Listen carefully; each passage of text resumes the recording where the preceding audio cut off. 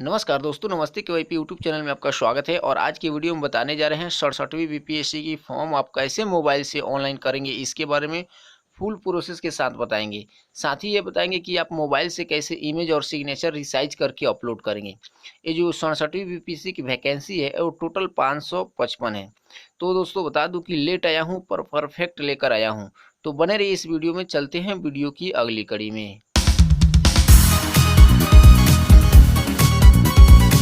तो जैसे कि दोस्तों आप देख रहे हैं कि हम बीपीएससी की ऑफिशियल वेबसाइट पे आ चुके हैं और आपको ये लिंक जो है मैंने वीडियो के डिस्क्रिप्शन में दे दिया है, वहाँ से आप डायरेक्ट आ सकते हैं।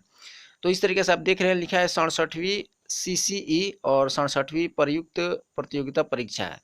और ये है पंजीकरण फॉर्म, तो यानी रजिस्ट्रेशन फॉर्म, यानी आपको यहाँ रजिस्ट्रेशन करना है। तो यहाँ सबसे पहले अपना प्रथम नाम डालना है, उसके बाद आपको मध्यम नाम, और उसके बाद आपको अंतिम नाम। मध्यम नाम ना हो तो अंतिम नाम डाल करके उसके बाद फादर्स नेम डालना है। उसके बाद अगर लेडीज हैं तो शादीशुदा हैं तो वो अपने पति का नाम डालेंगे। उसके बाद आपको अपने माता का नाम डालना है, और माता का नाम डालने के बाद आपको अपना डेट ऑफ बर्थ डालना है, दिनांक, महीना और वर्ष में। उसके बाद आपको वैवाहिक स्थिति में अपना चूज कर लेना है। उसके बाद अपना लिंग सेलेक्ट करना है। उसके बाद आपको अपना आधार संख्या टाइप करना है। आधार संख्या टाइप करने के बाद यहाँ पहला क्वेश्चन है कि क्या आप भारत के नागरिक हैं, तो यहाँ हाँ या नहीं में भर देना है। तो हाँ में भरना है आपको। उसके बाद क्या आप बिहार राज्य के अस्थायी निवासी हैं, अगर बिहार से हैं तो हाँ में भरे, अगर नहीं है तो नहीं में भरे। उसके बाद क्या आप किसी आरक्षित श्रेणी से संबंध रखते हैं, यानी किसी जाति से रखते हैं, तो यहाँ पे हाँ है तो हाँ, नहीं तो नहीं। अगर हाँ है तो भर करके उसके बाद ये इस श्रेणी में से जो श्रेणी है उसको सिलेक्ट कर लेंगे। आगे में आपसे पूछा है क्या आप विज्ञापन के अनुसार स्वतंत्रता सेनानी के पोते पोती हैं, अगर हैं तो हाँ में भरे, नहीं तो नहीं में भरे। उसके बाद केवल बेंचमार्क विकलांग व्यक्तियों के लिए लागू है, तो उसमें अगर अगर विकलांग है तो हाँ में भरे, नहीं तो नहीं में भर दे। तो इस तरह से अगर आप विकलांग है तो यहाँ कौन सी विकलांगता आपके अंदर है उसको फिलअप करना है, और कितना परसेंट है उसको फिलअप करना है। उसके बाद आपको अपना पत्राचार का पता भरना है, जैसे विलेज, पोस्ट, ब्लॉक, उसके बाद स्टेट, डिस्ट्रिक्ट, पिन कोड। उसी तरीके से अस्थायी निवास का पता आपको फिलअप करना है। इसके बाद आप देखेंगे नीचे में नोट में दिया है, यदि अस्थायी निवासी आप बिहार के हैं तभी आपको ईडब्ल्यूसी, एससी, एसटी, ईबीसी का और बीसी का लाभ मिलेगा, नहीं तो आपको लाभ नहीं मिलेगा। उसके बाद बता रहे हैं क्या आपके पास विज्ञापन में उल्लेखित जो पद दिया है उसके लिए आप योग्यता रखते हैं, तो हाँ में भर देना है। क्योंकि यहाँ जो आप फॉर्म फिलअप करेंगे उससे पहले आपको बता दूं कि यहाँ एजुकेशन क्वालिफिकेशन ग्रेजुएट पास होना चाहिए किसी भी यूनिवर्सिटी से। उसके बाद आपको यहाँ ईमेल आईडी डाल करके ओटीपी पे क्लिक करना है। ओटीपी आएगा आपकी ईमेल आईडी पे, उसको यहाँ फिलअप कर देना है। उसके बाद आप अपना मोबाइल नंबर डालेंगे, फिर ओटीपी पे क्लिक करेंगे तो एक ओटीपी मोबाइल पे जाएगा, उस ओटीपी को यहाँ फिलअप कर देंगे। इसके बाद आपको यहाँ कैप्चा कोड जो दिया हुआ है, इस कैप्चा कोड को फिलअप करना है, और कैप्चा कोड फिलअप करने के बाद पंजीकरण फॉर्म जमा करें यानी रजिस्ट्रेशन सबमिट करें, इस पर क्लिक करना है। जैसे हम इस पर क्लिक करेंगे तो मेरा रजिस्ट्रेशन सक्सेसफुल हो जाएगा, और एक इस तरीके से मैसेज आएगा जहां आपको दिखाएगा रजिस्ट्रेशन नंबर, आपका पासवर्ड और आपका जो यूज़र नेम है वो दिखाएगा। उसके बाद फिर से आपको लॉगिन में जाना है, और लॉगिन में आ करके अपना जो यूज़र नेम दिया है उस यूज़र नेम को डाल देना है, पासवर्ड जो है पासवर्ड को डाल देना है। उसके बाद ये जो कैप्चा कोड है कैप्चा कोड को डाल देना है, और उसके बाद लॉगिन पे क्लिक करेंगे। जैसे लॉगिन पे क्लिक करेंगे तो हमारे सामने इस तरीके से एक नया इंटरफेस आएगा जो इस प्रकार शो करेगा। अब इसको हमको अपना डिटेल्स जो देख लेना है, जो रजिस्ट्रेशन किए हैं इसमें कोई गलती तो नहीं है। उसके बाद यहाँ डैशबोर्ड दिया है, चेंज पासवर्ड अगर करना चाहते हैं तो पासवर्ड चेंज कर सकते हैं, लॉग आउट करना चाहते हैं तो लॉग आउट कर सकते हैं। रजिस्ट्रेशन डेट जो दिया है वो शो कर रहा है। उसके बाद अगर इसमें कुछ त्रुटि है तो आप यहाँ अपडेट योर रजिस्ट्रेशन इन्फॉर्मेशन पे क्लिक करके अपना अपडेट कर सकते हैं। अगर सब सही है तो आपको कुछ नहीं करना है, बस ड्रैग करके नीचे की तरफ आना है, और सबसे पहले आपको पेमेंट जमा करना है, यानी यहाँ क्लिक हेयर फॉर पेमेंट पे क्लिक करना है। जैसे हम इस पे क्लिक करेंगे तो फिर से हमारे सामने एक नया इंटरफेस आएगा और इस तरीके से शो करेगा। अब यहाँ पे आपको फिर से एक बार अपना मिला लेना है पूरा डिटेल। सब मिलाने के बाद यहाँ जो बता रहा है जो एग्जामिनेशन जो फ़ी है वो 600 रुपया है, इसको देख लेना है। उसके बाद यहाँ प्रोसीड पे क्लिक करना है। प्रोसीड पे जैसे हम क्लिक करेंगे तो ये मेरा पेमेंट मोड में ले जाएगा। अब यहाँ ओके कर देंगे। ओके करने के बाद यहाँ आपको पेमेंट मोड में लेकर के आएगा। अब आपको किस माध्यम से पेमेंट करना है उसको सेलेक्ट करना है। तो जैसे आप यहाँ ड्रैग करके नीचे आएंगे तो यहाँ नेट बैंकिंग दिया है, डेबिट कार्ड दिया है और क्रेडिट कार्ड दिया है। तो जो आप जिस माध्यम से पेमेंट करना चाहते हैं उसको सिलेक्ट करेंगे। वैसे में मैं डेबिट कार्ड से पेमेंट करूँगा तो हम डेबिट कार्ड सेलेक्ट करेंगे। जैसे डेबिट कार्ड पर क्लिक करेंगे तो इस तरीके से इन्फॉर्मेशन आएगा जिसमें ट्रांजेक्शन ID और पूरा चीज़ दिया रहेगा।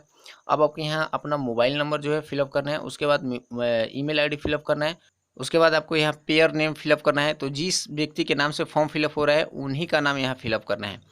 उसको फिलअप करके आपको प्रोसीड नाउ पे क्लिक करना है। जैसे हम प्रोसीड नाउ पे क्लिक करेंगे तो फिर से हमारे सामने नेक्स्ट पेज आएगा, और जो नेक्स्ट पेज आएगा वो इस प्रकार आएगा, जहाँ पे हमसे कार्ड होल्डर का नाम और कार्ड नंबर, उसके बाद एक्सपायरेशन जो डेट होता है यानी मंथ होता है उसको फिलअप करना है, उसके बाद एक्सपायरेशन जो ईयर होता है उसको फिलअप करना है, उसके बाद आपको कार्ड का कोड, ये जो CCV कोड भी बोलते हैं, उसको फिलअप करना है। वो कार्ड के पीछे दिया हुआ रहता है 3 अंक का, उसको डाल करके उसके बाद कंटिन्यू पे क्लिक करेंगे। जैसे कंटिन्यू पे क्लिक करेंगे तो जो आपका मोबाइल अकाउंट से लिंक है उसी पे एक OTP जाएगा। उस OTP को आपको यहाँ फिलअप करना है और फिलअप करने के बाद सबमिट पे क्लिक करना है। जैसे ही आप OTP डाल करके आप सबमिट करते हैं तो आपके अकाउंट से 600 रुपये कट जाएगा और सक्सेसफुली का मैसेज आएगा जो इस प्रकार रहेगा। अब इस तरह से आपके पास एक मैसेज आएगा जो सक्सेसफुली का रहेगा। अब आप इसको प्रिंट आउट ले सकते हैं या स्क्रीनशॉट ले सकते हैं।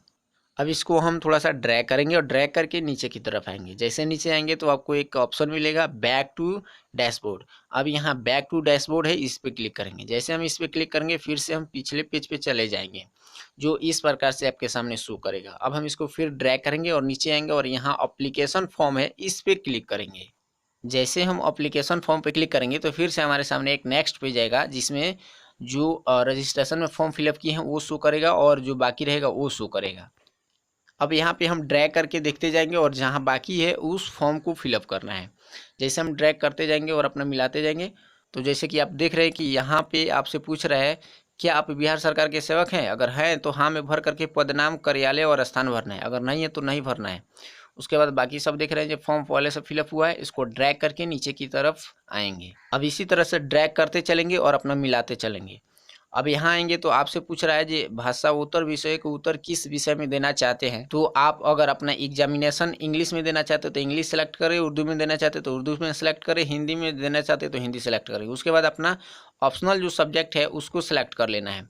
उसके बाद आपको यहाँ सारा चीज़ मिला लेना है। मिला लेने के बाद ड्रैग करेंगे और ड्रैग करके नीचे की तरफ आएंगे और नीचे की तरफ आएंगे उसके बाद हमको यहाँ पे नेक्स्ट पे क्लिक करना होगा। जैसे हम नेक्स्ट पे क्लिक करेंगे तो हमारे सामने इस तरीके से नया पेज ओपन होगा और यहाँ पे सबसे पहले अपना जो एग्जामिनेशन पास किए हैं उसके बारे में बताना है। तो मैट्रिक के बारे में सबसे पहले पूछेगा जी आप सब्जेक्ट्स कौन सा था, तो ऑल है तो और भर देना है। उसके बाद सेशन क्या था, उसके बाद आप कब पास किए थे, उसके बाद किस इंस्टीट्यूट से यानी किस स्कूल में आपका एडमिशन था मैट्रिक में, उसके बाद बोर्ड किस बोर्ड से पास किए, उसके बाद आपका मार्क्स कितना था, उसके बाद आपका फुल मार्क्स कितना था, उसके बाद परसेंटेज कितना था। उसी तरीके से आपको ग्रेजुएशन तक भरना है। उसके बाद अदर में भर देना है। उसके बाद आपको यहाँ आना है 10 नंबर में। तो यहाँ पूछ रहा है जी आप वर्तमान या अंतिम पूर्व कोई नियोजन का विवरण दे, यानी कहीं आप जॉब किए हो तो, अगर नहीं किए हैं तो इसको नो पर क्लिक करके आगे बढ़ जाएंगे, अगर किए हैं तो इसमें सारा डिटेल्स भरना है।